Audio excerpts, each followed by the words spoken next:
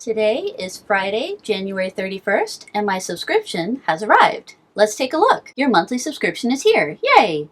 You acquire an item, new in box, toy Cupid bow. Now your familiars can pretend to be Cupid, not so much in the god of erotic love sense, but in the shoot things with an adorable little bow and arrow one. And don't worry, the arrow has a suction cup on it, so it won't put your eye out, unless your familiar is a really good archer.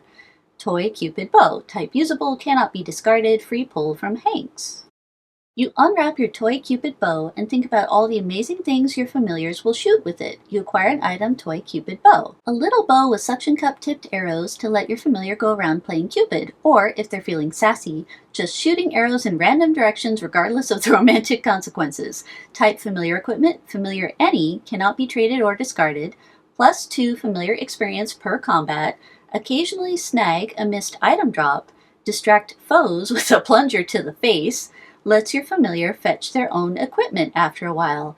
Oh man, that is great! That is great, because Box of Familiar Jacks has been out of standard for I don't even know how long.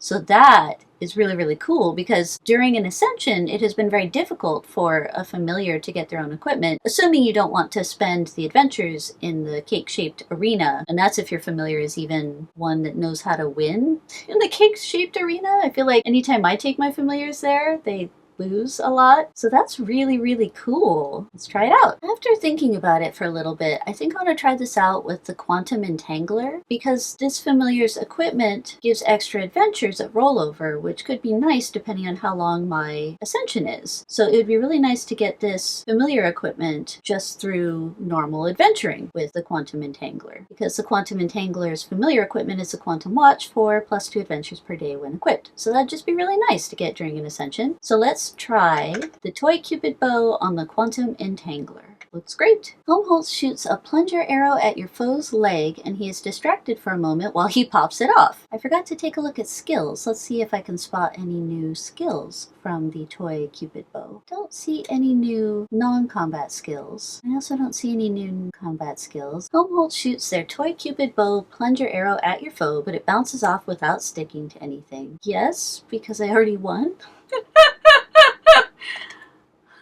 Helmholtz looks askance at the toy bow you've provided and shoots the plunger arrow over the horizon, then proceeds to drag something more appropriate back. You acquire an item, Quantum Watch.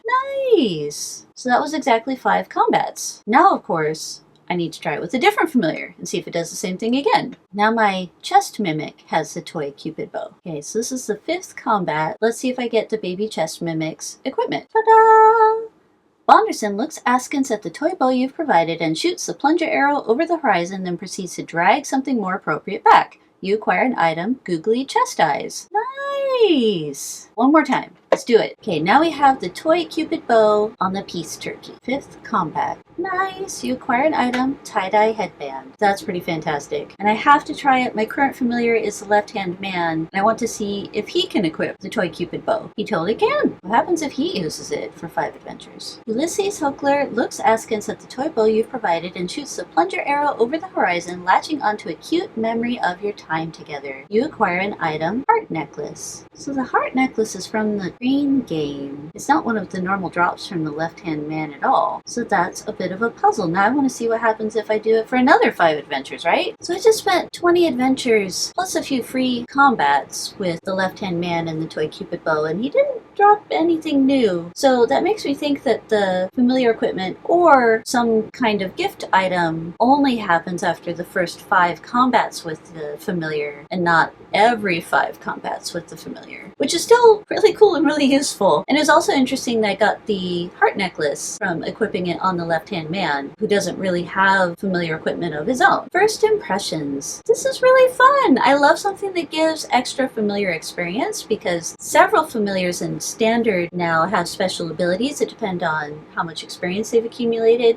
There's the Emberiza Aureola and the Baby Chest Mimic off the top of my head, so more familiar experience is always welcome. I wasn't seeing the occasionally snag a missed item drop, so my guess is it's very occasionally, or I just have so many after combat messages that I wasn't seeing it. Distract foes with a plunger to the face. That was definitely happening. That was helping me survive combat more easily because my familiar, regardless of its type, was able to stagger my opponent every so often, so that was really useful. And then letting the familiar fetch your own equipment after a while is great. I will definitely use that in run, especially since it only takes 5 combats, right? So if you think about the 11 free combats in the Shadow Rifts, that's 2 familiars who can get their own equipment in run just from free combats. So that's going to be really nice. This is going to be a lot of fun. I'm really looking forward to playing with it. Thanks very much for watching.